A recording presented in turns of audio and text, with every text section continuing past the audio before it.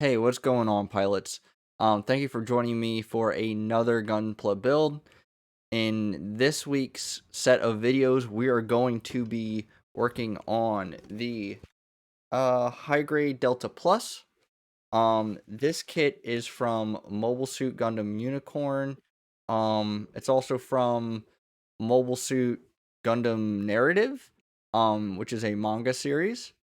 Um, this kit was first introduced in 2010, and some quick history on the kit. The Delta Plus is a transformable mobile suit developed in UC90. This serves as an all-purpose attack unit. It's based on the Delta Gundam, a transformable mobile suit developed in another conflict that, because of problems with the frame, it was scrapped as a plan and eventually developed into the non-transformable Hyaku Shiki. Anaheim Electronics was trying various approaches to develop a production model of the Zeta series, and it also conducted a reinvestigation into the Delta Gundam's development and the transformable aspect of that, and it created a Delta Plus, or the Delta Plus, as a result of that investigation and development. The cool thing about the Delta Plus is that it has a capability to re-enter the Earth's atmosphere and actually fly in atmosphere under the influence of one G being pulled on the craft. And it also has a biosensor, which from my research was usually only part of Xeon mobile suits. I don't quite know what the biosensor does. I imagine it's good at detecting like biological subjects inside of mobile suits or what have you. I have to look into that, but I don't really know. But that's pretty much all the history and background on this mobile suit. Some of my thoughts on the kit before production is that before building rather, not production. Lol. Is that it looks like it has okay articulation. I feel like it's gonna be a little bit stiff-ish. But I think it'll make up for it for having a really solid Wave Rider mode. That actually looks like an aircraft. And those are just core component swap outs. That's probably what I'm going to display it in most of the time. With the Spec Ops suit, because it's going to kind of act as a recon mobile suit. The positioning of the Wave Rider parts in the mobile suit mode look like it might hinder some of the articulation because it might get in the way of it, but it looks to be okay. Even with some of the pictures on the back, it looks like it's all right. So I'm hoping it will be decent, but even then, I'm going to keep it in the Wave Rider mode for most of the time, so I'm not that concerned with the mobility. For armaments of the kit, it has the 60 millimeter Vulcan cannons in the head, like most EFSF suits. It has a beam rifle, and it has a shield with. Oh, but the beam rifle has multiple modes. It has its normal beam rifle mode that has energy pack, so it's a bit more powerful than I think previous beam rifle parts, and also has a high output mode called the guillotine burst, so that kind of creates a more powerful beam out of the rifle. And it even has a mode where it can focus the nozzle of the beam rifle to where it actually produces a beam saber out of it. I don't think there's a way to mount the beam saber on this. Oh, you know what? It might. It looks like the muzzle's the size to mount the beam or like to mount like beams out of it. Which is kind of cool. I actually like the way the beam saber looks in this because it's almost like a clear saber, but with a hint of blue. The shield also has a 2-barrel grenade launcher a beam cannon, a beam saber, and this can be used in storage. The beam saber parts can be used while it's stored in the shield. And the beam rifles or the beam saber handles in the shield act as beam guns when it's in the Wave Rider mode. The look of the mobile suit itself is really cool. The Delta Plus is, I think, one of the cooler UC Gundams I've seen.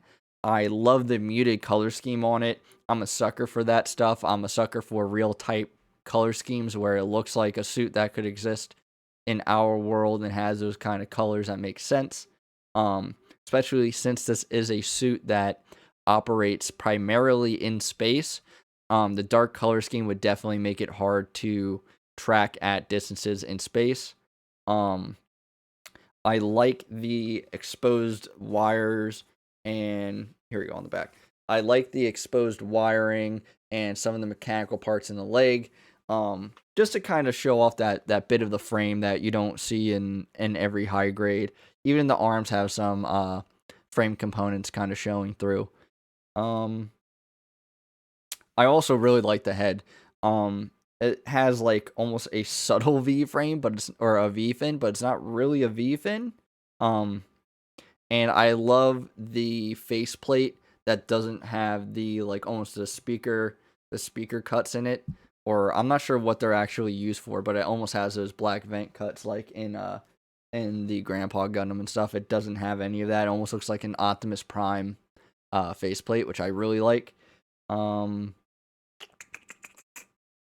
And it also looks like, I mean, I think this is probably the best Wave Rider mode out of any Universal Century kit that I've seen. Maybe the Barzam, or I think that's what it's called. The Barzam has a better one. But this looks like an actual aircraft when it's in the Wave Rider mode, which makes sense because it's capable of atmospheric flight. Yeah, I really like the look of the Wave Rider mode, which is why I'm keeping it in it anyway for the most part. And this will probably be the only suit I will ever do that with, and I have a Curios in my backlog, so and plans for the kit for the EFSF Spec Ops team. I'm probably going to keep this color scheme for the most part. I'm probably going to throw in some darker grays and blacks in there. But I also want to keep some of the darker purples and even some of the light gray-ish purples in there. Just to kind of break it up a little bit. Yeah, I really like the overall color scheme already, but I think I'm going to wind up taking the white stickers and stuff out of it and just hitting up those areas with a dark gray or maybe even a light gray to kind of contrast everything. But yeah. And then the hoses I'll hit with a different color too. I'm trying to get another beam rifle for the Delta Plus so I can kind of have them mounted on both sides of the craft. In Wave Rider mode, I think it's just going to look really cool. I'm also trying to get the I think it's called the Mega Buster beam cannon rifle thing.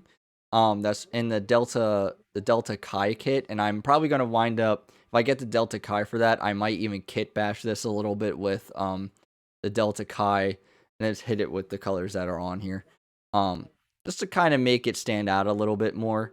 But I really like this Wave Rider mode more than the Delta Kai, so we'll see on that. What else? I'm trying to also mount some mobile support or whatever MSG stands for from Kotobukiya. The triangular missile pods from that. I want to mount like a dual set on each wing. So it kind of has that, and I want to hook it up in a way, whether it be through servo arms or some other interface where it can also kind of flip out in the mobile suit mode, and it can be used that way. Yeah, I think that's it. And in the actual EFSF Spec Ops team, it's going to be working as a multi-role like recon specialist to kind of communicate in between teams and give the teams updates on the other teams and all that kind of stuff. So it's going to be like the main, like almost the main like communication mobile suit in between each team. Now, it won't be the only sole thing. Obviously, the teams can communicate with one another through normal comms interfaces, but this has like a literally a bird's eye view of the battle space and can kind of coordinate the teams a little bit more, can let the fire support team know where to strike to help out the other squads that are on ground and all that kind of stuff. So that's why I'm kind of decking it out a little bit. Because if it does have to transform into the mobile suit mode, it's going to have to kick the shit out of whatever it's fighting. Part of my language. So, yeah. Now, this is a really badass mobile suit, and I'm really looking forward to kind of putting it together. So, yeah. Thank you guys for joining me for another initial thoughts video on the Delta Plus. I hope you guys are excited to see the snap build of the kit, as well as the review of the kit. I think this is going to be a solid high grade. I think it's going to look really cool, if nothing else. Hey pilots, we're back with the second portion of our intro video. We're going to be going over the instructions, and then we will be showing off the pieces parsed out. I have them already snipped out because that's what happened when I was on my trip. I was able to get everything kind of cut up and ready to go. So that's what I did when I was away. Let's see here. So here you have your torso portion, and then down to your head and arms. And then we move on to the feet and legs, and then the start of the waist. And then here you have the waist, the start of the Wave Rider parts, and then the assembly of the weapons. You also will have the start of the shield and the rest of the assembly for the entire kit, and then the beginning build for all of the Wave Rider parts. And then you finish out with the remainder of the assembly of the Wave Rider parts.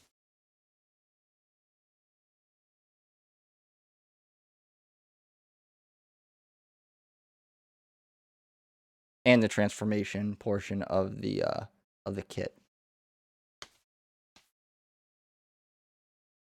So, because I have these pieces cut out, I'm just going to show off what they look like when they're kind of separated, so you guys can get a good idea of the quantity. These are both legs. So each bag is one leg, and you can see that there's quite a bit of parts in each, but that's typical for a Gundam kit, that most of the pieces are in the legs. And then the way that I divvy things out is I'll put the waist, the torso, and the head all in the same bag, as well as any backpack or portion, or like anything that goes on the back of a kit or the back of a Gundam kit. So it's all kind of part of the same bag, so to speak, metaphorically and literally. So there's a lot of parts in here, but don't let that fool you. It's probably just as many as both of the leg portions combined, if not probably a little less. I then have the arm parts, so we kind of finagle the bag a bit. Yep. So here you kind of have all of the parts for the arms. There's a decent amount, but again, it probably is a little bit less than the torso, or like the torso bag. So I think the part count is pretty typical per this kit, but it does have a bit more, especially when you take into account the shield and some of the Wave Rider parts. There's probably about, say, 15 to 20 parts in here alone. And these are for the shield and for the Wave Rider. transformation. So there's a couple swappable parts in there to make sure that you guys can make your Wave Rider form.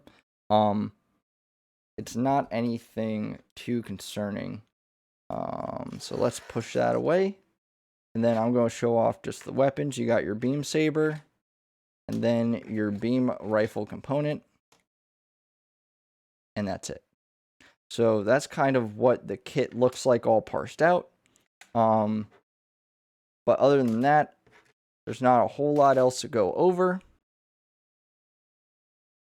So, without further ado, y'all, make sure you guys grab your hobby gear, Sortie out, and hobby on. Hey, what's going on, pilots? If you like the kit in this video, then I highly recommend stopping and seeing our friends at the Gundam Shoppers Network. On that website, you can find multiple Gunpla kits in various grades. You can also find things like Gundam option sets and decals for your custom builds. You can even find hobby tools and other hobby items that will help you build your Gundam kits as fast and as clean as possible. Gundam Shoppers Network also has a very extensive community section. In this community section, you can find things like Gunpla building resources, Gunpla model kit reviews, and recommended US and international retailers. Now, this is one of the most important sections I think that they have to offer, because if they don't have the kit available in their stores, they will still make sure that you have all the resources available to you to make sure that that kit gets into your hands, even if it's from another vendor.